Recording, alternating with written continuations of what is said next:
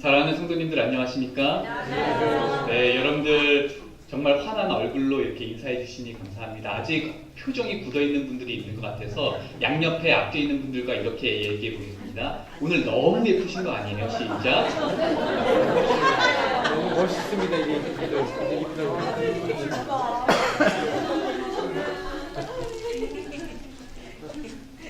감사합니다.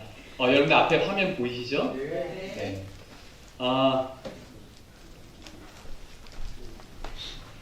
아벨의 제사를 하나님께서 받으셨죠. 오늘 이 예배를 하나님께서 받으시리라는 확신을 가지고 이 자리에 섭니다. 왜냐하면 오늘 기도해 주시는 분부터 많은 분들이 준비된 마음으로 또 이렇게 하나님의 예배를 섬겨주시는 걸 보니까 참 감동이 있습니다. 잠깐 우리 예배 시작하기 전에 잠깐만 눈을 감아보겠습니다. 아버지 하나님, 약속하신 성령 하나님 이 자리에 보내주셔서 아버지의 말씀이 우리의 가슴에 박힐 수 있도록 도와주시옵소서. 오늘 준비된 이 말씀이 아버지의 목소리가 되게 하시고 희망 없이 살아갔던 우리들의 삶에 희망이 될 수 있도록 인도하여 주시옵소서. 예수님의 이름으로 감사하며 기도합니다.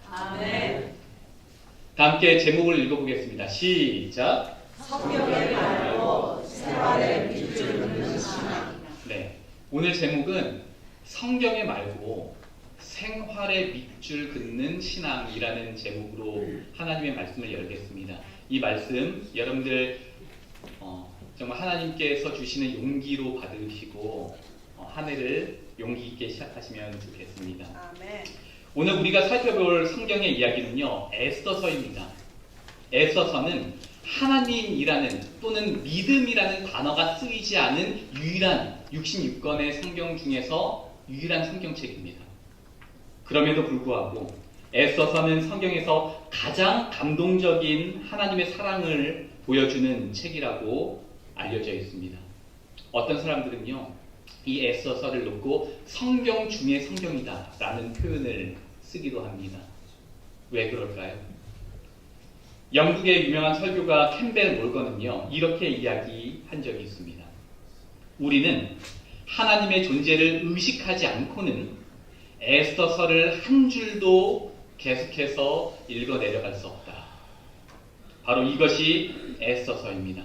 하나님 이름이 단 한 번도 등장하지 않아도 어떤 책보다요, 하나님의 숨결로 가득 차 있는 책, 그 책이 바로 에스더서입니다. 왜 그러면 성경 중에 성경이라는 평가를 받을까요? 세상을 사는 성도들의 삶에서요, 하나님의 섭리의 방식이 어떻게 이르러 오는지를 가장 분명하게 보여주는 책이 바로 이 책이기 때문입니다. 문학박사여 선교사로 활동하시는 이정일이라는 교수님은요, 이렇게 이야기를 합니다. 예수를 잘 믿는다는 것은 성경에 밑줄 긋는 일이 아니다. 대신 일상생활에 밑줄 긋는 것이다. 그래서 오늘 저의 설교 제목은 여기에서 따와서 일상생활에 밑줄 긋는 것이 우리 그리스도인의 삶이고, 특별히 에스더라는 이 성경책은요, 그 어떤 성경보다도 우리의 생활에 밑줄을 긋게 해주는 책이다라는 것을 오늘 살펴보도록 하겠습니다. 일상의 삶에서 동떨어진 모습의 삶이 신앙인의 삶이 아니죠. 작은 삶의 한 순간순간마다 하나님의 숨결을 느끼는 것이 그리스도인의 삶이요 특권인 것입니다. 그래서 이 에스더서는요, 그 어떤 책보다도 매우 실제적인 또 영적인 교훈과 또 가르침을 주고 있다라는 것입니다. 그러면 오늘 저와 함께 세 가지를 살펴보면서 하나님께서 우리에게 주시고자 하는 그 음성을 듣도록 하겠습니다. 첫 번째, 에스더에게 특별한 재능을 선물하셨다라는 그 섭리를 한번 살펴보겠습니다. 모르드게와 에스더는 어떤 관계죠? 네, 사촌지간입니다. 특별히 모르드게는요, 부모 없이 자란 이 에스더를 키워준 양부와 같은 그런 존재였습니다. 하나님께서 에스더에게 특별한 재능을 주셨는데 어떤 재능을 주셨을까요? 아시는 분? 정답입니다. 미모입니다. 얼마나 용모가 아름다운 처녀로 소문이 났냐면, 여러분들 생각해 보십시오. 페르시아의 지배를 받고 있었고 근데 포로로 있지 않았습니까? 유대 사람들은 포로였습니다. 그런데 페르시아 자국민 여성들을 모두 제치고 포로 국가 출신의 한 여성이 너무나 예뻤기 때문에 발탁이 됩니다. 그리고 왕후가 되는 그 놀라운 사건이 일어나게 되는 것이죠. 여러분들, 이것이 어쩌다 이쁜 여성이 그냥 태어난 것입니까? 아니죠. 여러분들 보시기 바랍니다. 영감 있는 글도 얼마나 이것이 하나님의 섭리와 맞닿아 있는지를 설명합니다. 잘 보십시오. 뭐로? 하나님의 섭리로 지극히 높으신 이를 경외하는 한 유대 여성 에스더가 메대 바사의 왕후가 되었다. 그러니까 에스더가 예뻤던 것은요, 그리고 그 예쁜 것이 사용됐던 것이 뭐라고요? 우연히 일어난 일이 아니라 뭐로 보는 거예요? 하나님의 보이지 않는 손길이 바로 섭리인데, 하나님의 섭리로 모든 페르시아 여성들을 제치고 포로 국가 출신으로서 왕후가 된 놀라운 섭리를 보게 되는 것이죠. 여러분들, 저는 성경을 읽을 때 진짜 마음이 벅차고 감동스러운 때는 다른 때가 아닙니다. 눈에 보이지 않는 하나님의 손길이 한 인생에 맞닿아질 때, 그것을 볼 때 정말 감동이 있습니다. 근데 생각해 보십시오. 우리는 시간과 공간의 지배를 받으면서 사는 연약한 그냥 인간입니다. 그런데 그 3차원의 공간을 또 시간을 뛰어넘는 하나님의 손길이요, 한 사람 인생에 이렇게 닿고 있을 때 얼마나 여러분들 감동이 있습니까? 여기 앉으신 분들 중에 혹시 이렇게 질문할지도 모르겠습니다. 왜 나는 이렇게 절세 미남의 특권, 재능을 주시지 않았을까? 그렇게 생각하시지 않습니까? 만약에 그렇게 생각하시면 여러분들 감사하시기 바랍니다. 정상입니다. 정치적으로 정상입니다. 최소한. 근데 그런 재능을 주시지 않았는데 뭐 거울 보면서 늘 그렇게 생각하시는 분들이 있을 것 같습니다. 웃는 분들이죠, 특별히. 네. 조금 심각할 수도 있는 것 같습니다. 여러분들이 받으신 재능이 무엇입니까? 2026년 시작하시면서 여러분들이 받으신 재능, 은사를 생각해 보시기 바랍니다. 특별히 우리가 어떤 은사와 재능을 받았느냐는 사실 그렇게 또 중요한 건 아닙니다. 다만 그 은사를 발견했으면 그것을 어떻게 하나님을 위해서 사용하느냐, 그것이 중요하겠죠. 그래서 2026년 여러분들이 받으신 은혜, 재능, 은사를 주님의 몸된 교회를 섬기는 데 사용하게 되시기를 간절히 바랍니다. 네. 자, 그러면 하나님께서 특별한 섭리로 에스더를 이쁘게 태어나게 하셨어요. 그리고 특별한 섭리로 그 예쁨을 사용해서 왕후가 되었습니다. 그렇죠? 왜 그렇게 허락하셨을까요? 이것을 알기 위해선 한 사건을 알아야 됩니다. 그 당시 아하수에로 왕은요, 그 지방을 완전히 지배하고 다스리는 왕이었습니다. 그리고 아하수에로 왕 다음 2인자의 자리를 누가 차지하고 있었을까요? 하만이라는 장군이 총리였고 차지하고 있었습니다. 왕이 이 하만을 얼마나 신뢰하고 또 높이 평가를 했냐면, 주변에 있는 사람들이 왕에게만 절하는 것이 아니라 이 하만이 지나갈 때 어떻게 했어요? 다 절을 하는 것입니다. 하만이 만약에 왕이 어떤 일이 생겼을 경우 이 하만이 왕이 될 것이다 라는 기대를 했을 만큼 이 하만은 굉장히 인정을 받는 사람이었습니다. 그런데 또 이 사람은요, 굉장히 자기 중심적인 교만한 사람이었습니다. 오직 권력에만 관심이 있는 그런 사람이었습니다.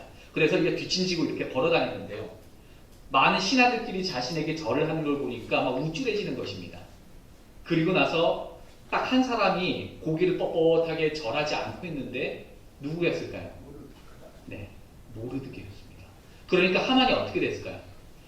마음속에 괘씸함이 생기면서 화가 나기 시작하는 겁니다. 그러면서 여러분들 굉장히 그런 개인적인 어떤 감정이 생기는데, 놀랍게도 여러분들 이 감정이 나중에 어떻게 되는 줄 아십니까?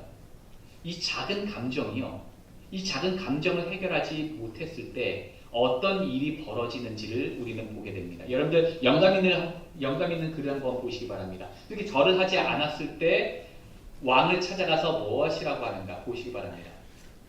마지막 때에 하나님의 백성에게 내릴 조선은 에스더 시대에 내릴 것과 매우 흡사할 것이다. 페르시아 조선은 모르드게에 대한 하만의 적이 때문에 생긴 것이다. 여러분들 보십시오. 실제로 유대인들의 어떤 잘못, 어떤 위협적인 행동으로서 일어난 일이 아니라 모르드게에 대한 하만의 개인적인 적이 때문에 생긴 것이었다. 모르드게는 하만에게 손해를 준 것이 아니고 오직 하나님께 나타내야 할 존경의 표를 그에게 보여주기를 거절했다. 여러분들 잘 기억하시기 바랍니다. 어떤 비윤리적인 제도 그리고 대학살 같은 끔찍한 사건은요, 무언가 대단히 위험한 요소 때문에 생긴 적은 거의 없습니다. 다만 권력을 쥐고 있던 소수의 이기적인 개인들이요, 자신의 마음에 들지 않는 어떤 거슬리는 어떤 그 일 때문에, 어떤 감정 하나 때문에, 만족하지 못한 그 감정, 사소한 감정 하나 때문에 그런 엄청난 일들을 벌여왔다는 것입니다. 예를 들어 히틀러. 여러분들 히틀러 아시죠?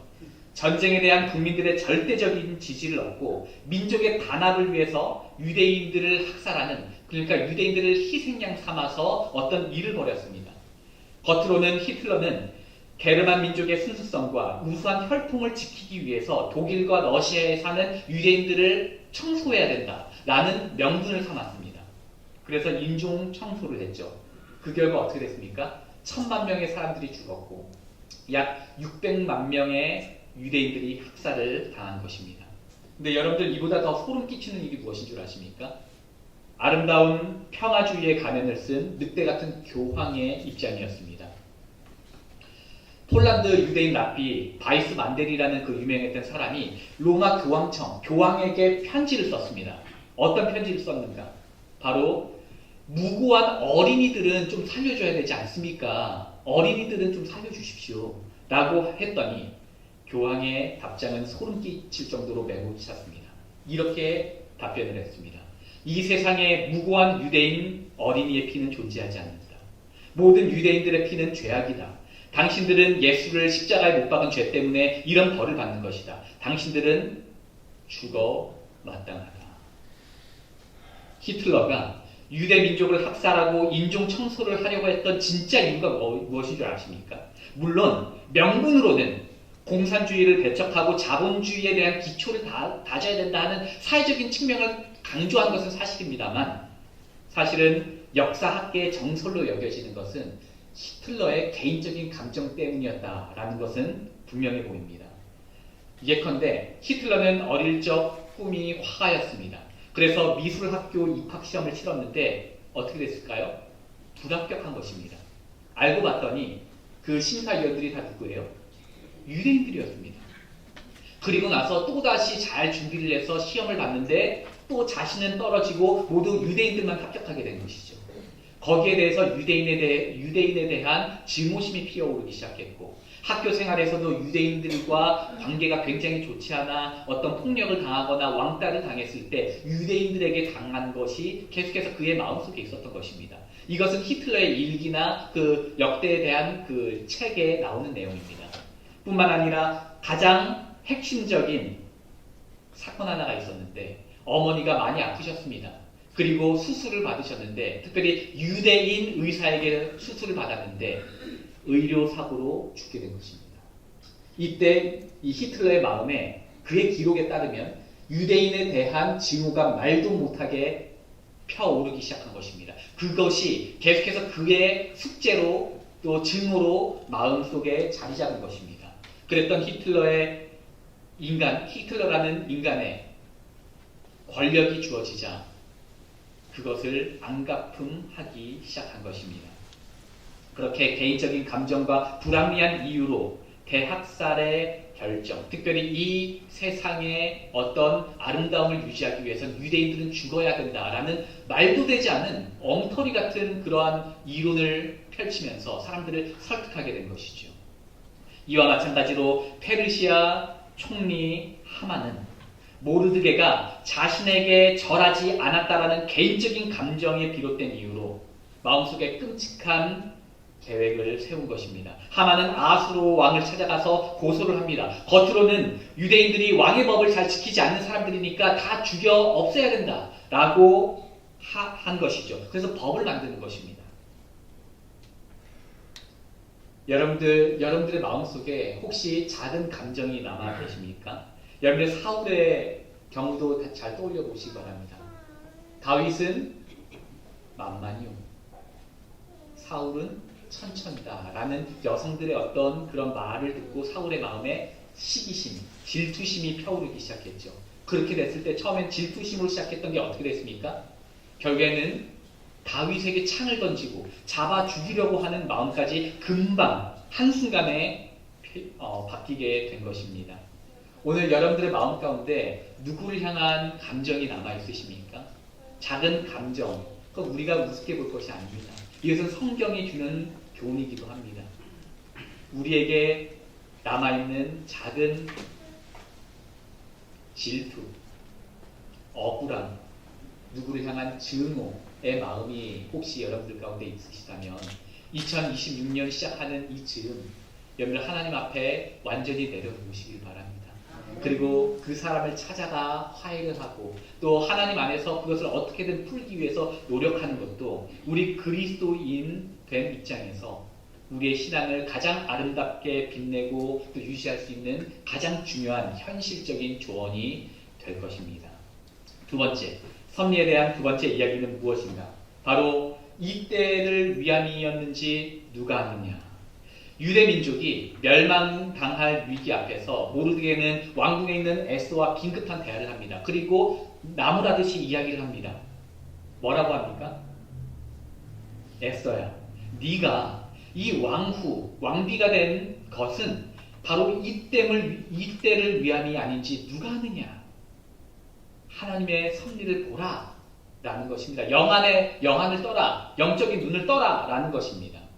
여러분들, 사람마다 저마다 사연이 있고요, 이유가 있고 우리는 다 이렇게 저렇게 살아왔습니다. 그리고 지금 우리는 이 자리에 있죠. 이 자리에 있기까지 여러분들 하나님께서 인도하신 섭리의 손길을 묵상해 보시기 바랍니다. 특별히 지난 월요일인가 화요일에 제가 특별한 전화 하나를 받았습니다. 한 집사님께서 좀 밝혀도 될 것 같아요. 여기 계시는 도영희 집사님이신데요. 도영희 집사님이 저에게 전화를 하시더니 여러 이야기를 하시면서 특별히 이 침술에 대해서 저랑 여러 이야기를 나누다가 집사님께서 마음이 뜨거워지신 것입니다. 그래서 저한테 하시는 말씀이 제가 방 목사님에게 침술 오랫동안 한의사를 해오시지 않으셨습니까? 침술의 모든 것들을 전수할 사명이 생겼다 하면서 저한테 어떻게 하면 이 침술을 잘 알려줄 수 있을까? 침을 놓을 때 그 기를 느끼는 것이 진짜 중요한데 기를 어떻게 또 느끼고 또 그 침술의 어떤 비법들을 전수하는데 내 삶을 바치고 싶다 이런 얘기까지도 하시는 거예요. 그러시면서 하시는 말씀이 다른 교회를 고민을 하시다가 내가 이 교회를 출석하는 것으로 완전히 이번에 마음을 붙였다라고 하시는 겁니다. 이 이유만이 사실 아니시겠죠. 그런데 하나님의 섭리 가운데서 내 삶을 왜 여기까지 인도하셨는지를 묵상하시는 그 모습을 보면서 하나님의 섭리에 대한 그러한 생각을 좀 하게 되었습니다. 여러분들은 하나님의 섭리로 이 자리에 앉아 계신데요. 여러분들을 인도하신 하나님의 섭리는 어떻습니까?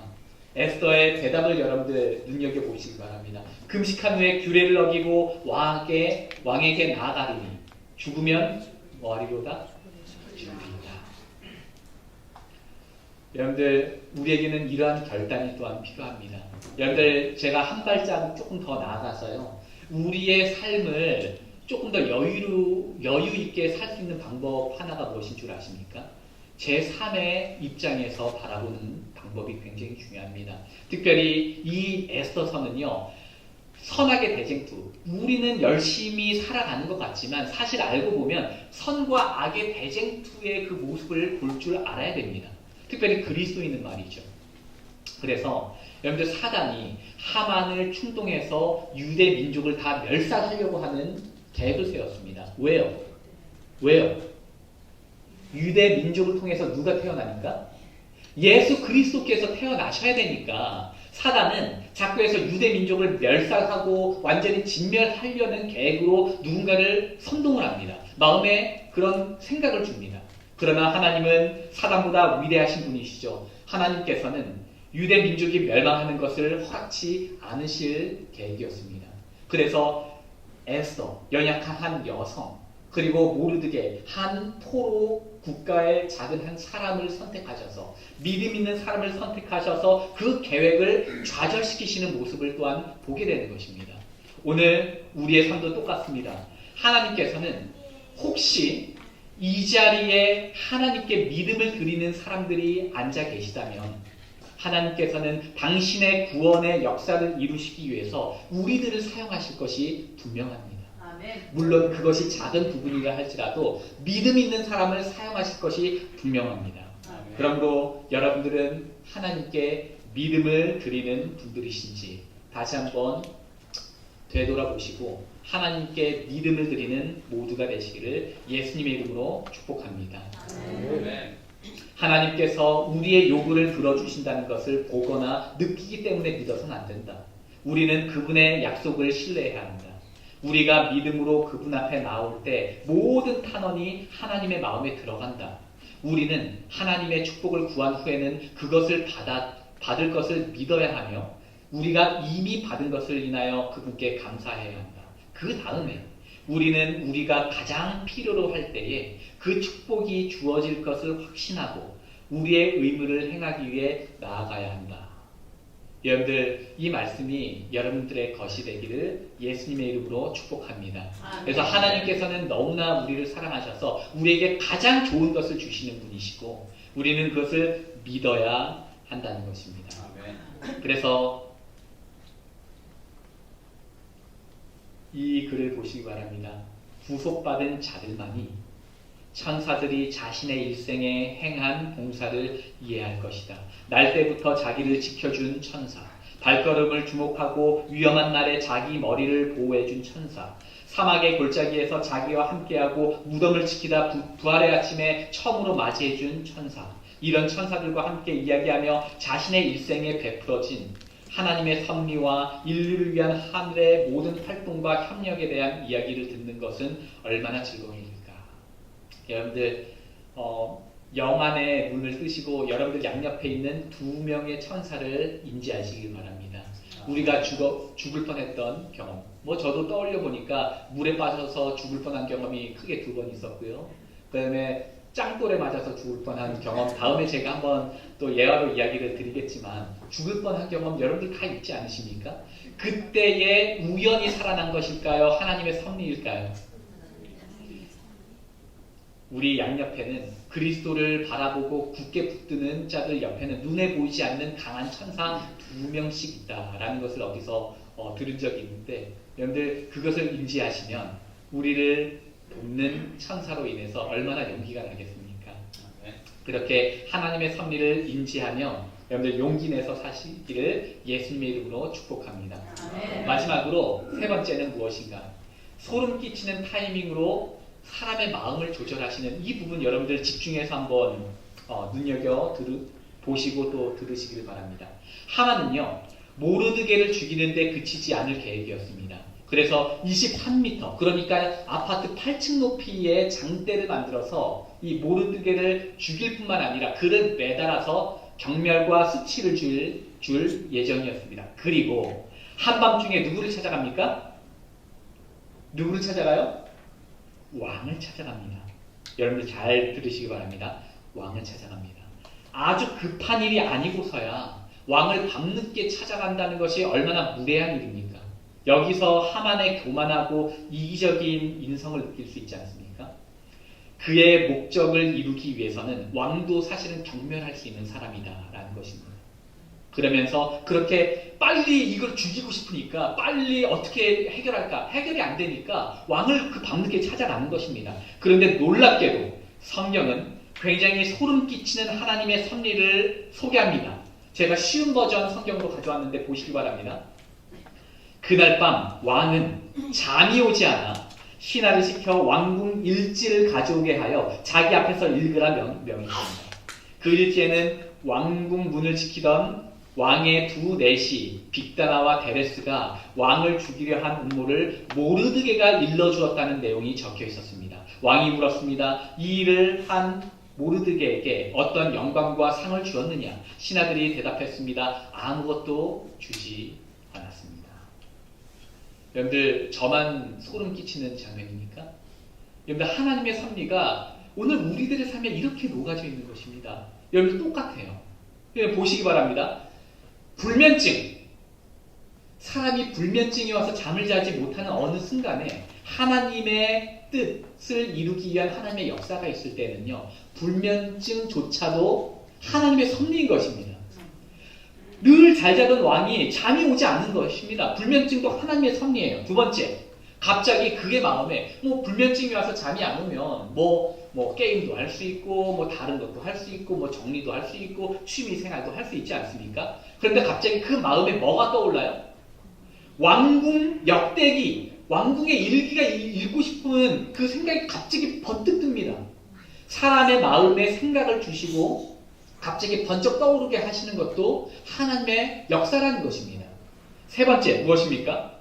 여러분, 웃긴 얘기가 옛날에 어떤 사람이 하나님의 뜻을 알기 위해서 눈을 감고 기도하고 성경을 딱 아무거나 펴서 손가락을 짚어서 그게 하나님의 뜻이 돼서 내가 오늘 그걸 하겠다라고 재밌게 그렇게 얘기한 거 아시지 않습니까? 그 사람이 성경을 딱 펴고 눈 뜨기 전에 손가락을 짚고 이제 눈을 딱 뜨니까 어떤 말씀이 있었습니까? 내 소유를 팔아 가난한 사람들에게 주라.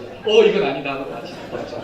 그래서 다시 펴서 손가락을 딱 짚고 눈을 뜨니까 가룟 유다가 나무에 목을 매다가 죽는 이야기가 갑자기 이것도 아니다. 그래서 다시 딱 펴서 딱 했더니 베드로가 2일 후에 닭이 오니라 하면서 이 배반한 이야기, 이런 우스꽝스러운 이야기가 있는데, 이것과 마찬가지로 신하가 이 왕이 시켰죠. 왕 역대기 좀 가져와봐라. 그리고 이제 신하들이 딱 가져와가지고 그냥 첫 번째 딱 폈습니다. 그 수많은 일기, 그 일지를 기록한 것들이 얼마나 그 도서관에 꽉 차 있었겠습니까? 그리고 그 중에 아무거나 랜덤으로 뽑아오는데 그 신하의 마음과 손끝에도 하나님께서 역사하셨고 뽑아오셔서 손가락을 침 묻혀가지고 딱 넘겼는데 그 이야기가 정확히 뭐예요? 놀랍게도 모르드게를 죽이기 위해서 사단은 하만을 선동해서 모르드게에 대한 안건을 가지고 오고 있었는데 하나님께서 놀랍게 섭리 가운데 모르드게를 정확하게 살리는 글을 읽게 만드시는 이 섭리를 보시기 바랍니다. 얼마나 소름 끼치게 놀랍습니까? 하나님은 정말 이런 분이십니다. 하나님께서는 선한 뜻을 이루시기 위해서 때때로 어떤 사람에게 절묘한 타이밍에 특정한 생각과 마음을 갖도록 특별히 손가락 끝 하나도 하나님께서 역사하신다는 것입니다.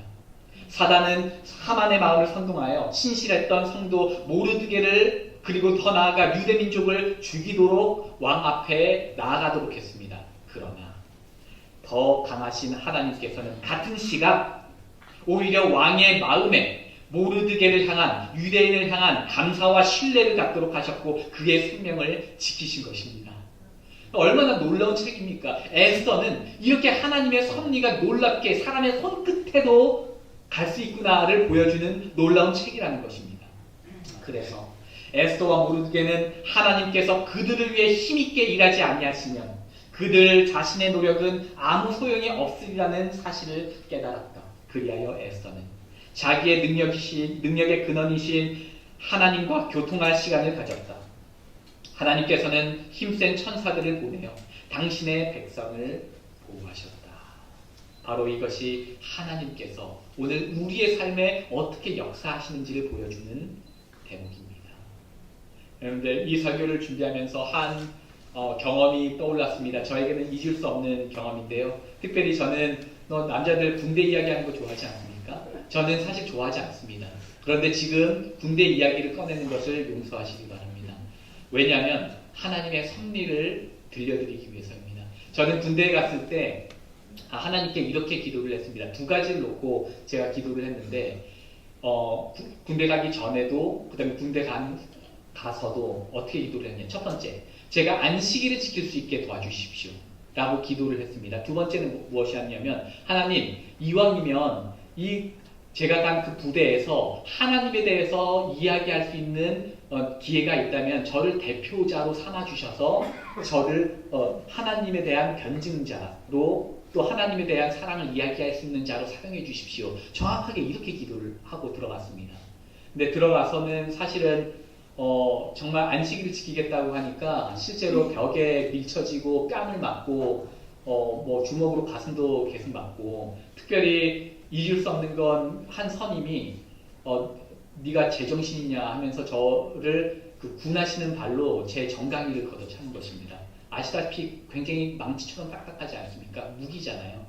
그래서 제가 쩔뚝거리고 한 1, 2주를 걷고 있는데 다 나을 때쯤에 반대쪽 그 정강이를 또 차서 제가 뭐 양쪽 다 이렇게 거동이 불편한 사람처럼 살았던 것도 기억이 나고 뺨도 뭐 여러 번 맞았습니다. 그렇게 하면서 제가 아직도 기억하는 것은 이 화장실에 들어가서 울면서 이 빌립보서 4장 6, 7, 8절을 손에 대고 진짜 울면서 하나님께 이렇게 기도를 했던 기도가 있습니다. 하나님, 제가 군대 오기 전에 두 가지를 놓고 기도를 하고 있었는데 전 여전히 변하지 않습니다. 하나님께 영광을 돌릴 수 있는 사람으로 살게 도와주시고 기도가 응답됨을 섭리, 역사, 기적을 통해서 보여주십시오 라고 기도를 했습니다.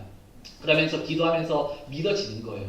어떻게 하나님께서 나를 인도하실까? 아직은 안식일을 못 지키고 있지만 어떻게 하나님이 지키게 하실까? 두 번째, 어떻게 하면은 기독교인을 대표해서 하나님에 대해서 말할 수 있는 기회를 주실까? 저는 뭐 여러 가지를 상상을 많이 했습니다. 그러면서 뭐 웅변대회도 있고 뭐 여러 가지 대회 가운데서 내가 상을 타서 이렇게 뭐 하나님을 알릴 수 있는 기회가 있을까? 뭐 상상으로만 했습니다.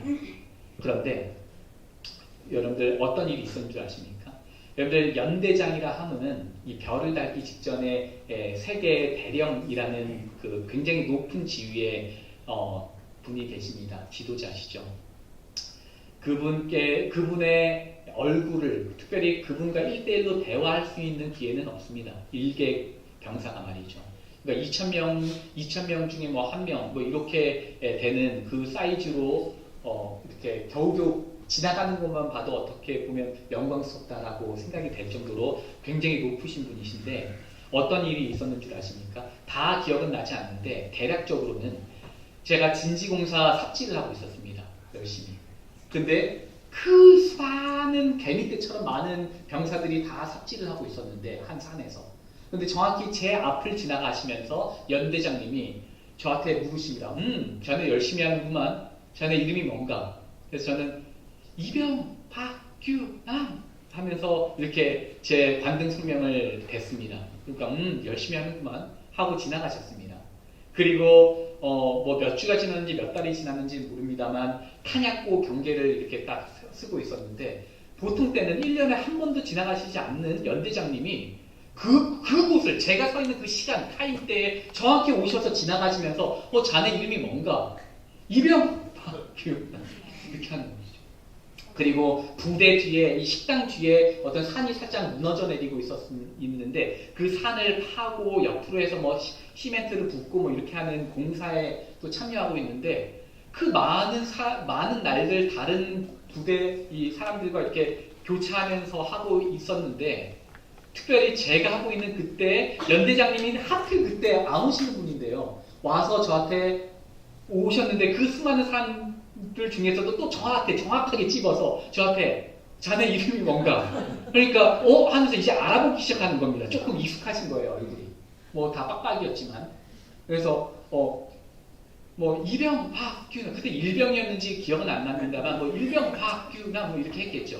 그리고 나서 거짓말 같은 일이 계속 이어집니다. 내무관 오실 일이 없는데 청소하고 뭐 이렇게 별이 나중에 헬기 타고 오셨는데 그 전에 청소를 하는 데가 있었는데 내무반에서 청소를 깨끗하게 하고 어떻게 이렇게 시찰같이 이렇게 도시는 타이밍이 있었는데 하필 연대장님이 정확하게 그 내무반을 지나가시면서 또 저를 보시더니 이제 얼굴을 알아보면 자네? 하면서 자네 이름이 뭔가 하면서 박을 기억하시더라고요. 박머시기 뭐 이렇게 하시면서 기억하시는 게 기억이 납니다. 그러면서 박규남 하면서 일병이라고 소개를 하고, 그 다음에 유격훈련, 그 다음에 행군할 때, 그렇게 대략 약 7차례 정도 거짓말, 저에게는 기적과 같은 일이 일어납니다. 왜 이렇게 연대장님을 기적처럼 만나지? 하면서 내심 하나님께서 역사하실까를 기대하고 있었는데, 아니나 다를까 하나님께서 역사하셨습니다. 연대장을 보필하는 이 CP병이라고 하는데요. 당번병이 전역을 합니다.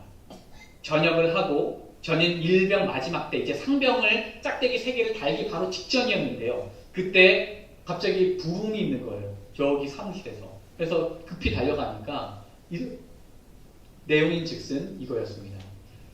연대장님의 당번병이 이제 전역을 하는데, 당번병을 따로 새로 뽑아서 하지 않고 다 그 머시기 그 병사 있지 않느냐, 어떻게든 찾아내서 그 친구 이리로 데려와, 이렇게 하는 겁니다.